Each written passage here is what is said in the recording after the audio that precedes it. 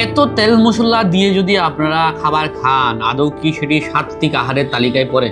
আমরা বড় গলায় এটুকু বলতে পারি অন্তত যে আমাদের কারণে কোনো নিরীহ পশুকে বলি হতে হচ্ছে না, আমাদের কারণে কোনো নিরীহ পশুকে হত্যা হতে হচ্ছে না, আমরা কোনো নিরীহ পশুর মৃতদেহ ভক্ষণ করছি না। এটি হচ্ছে মানব সভ্যতায় মনুষ্য জাতির প্রথম কর্তব্য।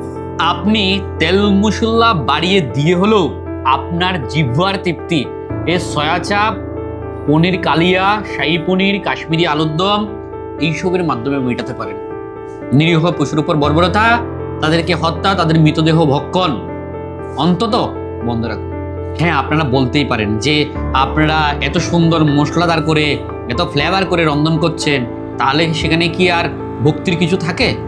আমি এটুকু আপনাদেরকে বলবো, কোনো পশুর পরিবার আমাদের দ্বারা বিচ্ছিন্ন হতে হচ্ছে না, কোনো সন্তানকে তার মায়ের থেকে আমরা আলাদা করছি না, কোনো মাকে তার সন্তান থেকে আমরা আলাদা করছি না, কোনো পিতাকে তার পরিবার থেকে আমরা আলাদা করছি না। পশুরও একটি পরিবার আছে।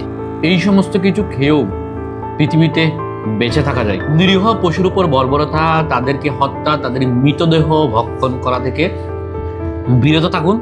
অন্তত আপনারা মশলাদার করে হলেও সয়া চাপ, পনির গ্রেভি, শাহী পনির রন্ধন করে জিহ্বার তৃপ্তি মেটান। আপনার জন্য যে একজন নিরীহ পশুকে বলি হতে হচ্ছে না, সব থেকে বড় ব্যাপার হচ্ছে এটি।